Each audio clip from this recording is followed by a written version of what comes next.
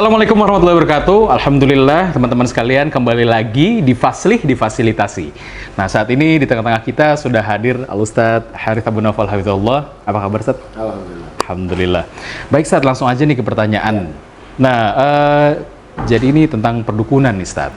Yang sebagaimana kita ketahui ya, di dunia perdukunan ya macam-macam, Ustadz. Apakah itu pesugihan kah dan teman-temannya gitu ya, Ustadz. Ini terkadang tuh memerlukan tumbal, Ustadz. Nah, tumbalnya pun kadang-kadang nggak tanggung-tanggung, manusia, Ustaz. Nah, yang menjadi pertanyaan di sini, apakah manusia memang bisa ditumbalkan? Itu yang pertama, Ustaz. Dan yang kedua, ya pasti ya, di dunia perdukunan kan juga ada campur tangan ya syaitan ya, Ustaz, seperti kita ketahui. Nah, bahkan hasilnya pun ya qadarullah sampai korbannya pun meninggal.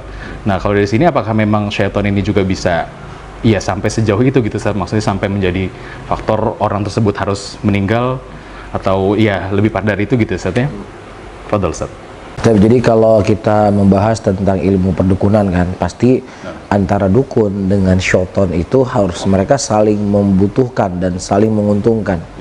Jadi si dukunnya itu mendapatkan apa yang dia mau dari si syaitan, dari jin, dan jin itu juga meminta sesuatu kepada dukun tersebut, ada yang ditumbal supaya dia bisa memberikan apa yang diinginkan oleh si dukun tadi. Jadi dalam sebuah hadis Rasulullah menyebutkan ada karena lalat orang masuk surga, dan karena lalat pula orang itu masuk neraka. Jadi waktu itu ada seseorang yang dia ingin melewati sebuah perkampungan yang dia tidak diizinkan untuk melewati kampung tersebut sampai dia menumbalkan sesuatu. Ya, jadi qarib, jadi tumbalkanlah, jadi sembelihlah. Ya, untuk berhala. Sebenarnya kan itu syaitan itu. Syaitan yang sebagai penjaga kampung tersebut menurut pandangan mereka. Kemudian satu di antara mereka memukul lalat. Kemudian lalat tersebut ditumbalkan dan diberikan kepada jinnya tadi.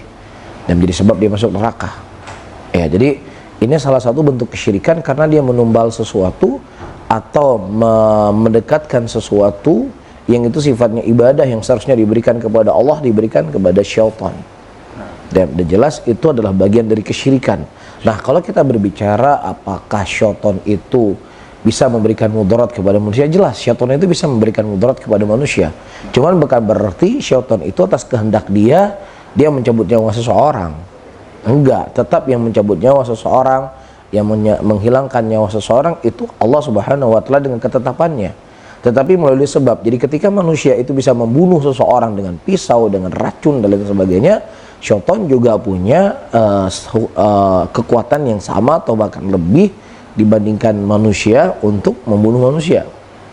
Seperti itu. Jadi bisa dengan disakiti pelan-pelan, atau diganggu, atau hal-hal yang lainnya. Bahkan lumpuh juga ada. Ya, lumpuh dan sebagainya. Dan syaitan memang mampu. Karena dari sisi kekuatan disebutkan di dalam kisah Nabi Sulaiman itu, ada jin yang waktu itu ingin bisa memindahkan istana Balkis dari istananya Balkis ke tempat Nabi Sulaiman, kan begitu.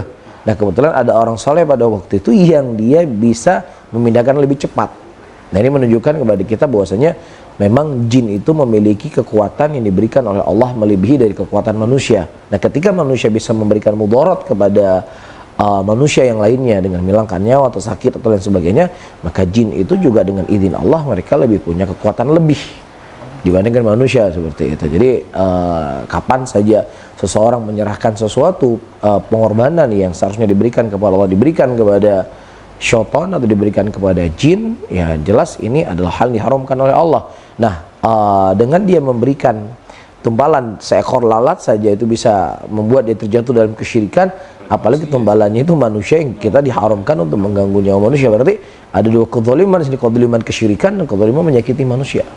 Jadi justru sebenarnya Islam ketika mereka Islam berbicara tentang haramnya perdukunan, sebenarnya itu adalah untuk melindungi manusia itu sendiri, melindungi kehidupan manusia itu sendiri, supaya manusia itu nggak diganggu, supaya manusia itu nggak hilang hak-haknya. Justru aneh ketika kita mengingatkan masalah-masalah seperti ini, justru kita dituduh yang macam-macam, kan gitu. Padahal kan untuk kebaikan dan ketentraman hidup manusia, karena dukun itu pasti dia akan datang pasien kepada dia untuk mengganggu orang lain. Nah, seperti itu. Barakallahu fiik Ustadz, Masya Allah sangat jelas sekali penjelasan dari Ustadz, dan mudah-mudahan teman-teman semua apa yang dijelaskan oleh Ustadz bisa menjadi bermanfaat buat kita semua, dan pastinya kita bisa sampaikan juga untuk keluarga-keluarga kita gitu ya. Dan mungkin itu saja yang bisa kita hadirkan, kita sampaikan kepada teman-teman semua. Terima kasih. Assalamualaikum warahmatullahi wabarakatuh.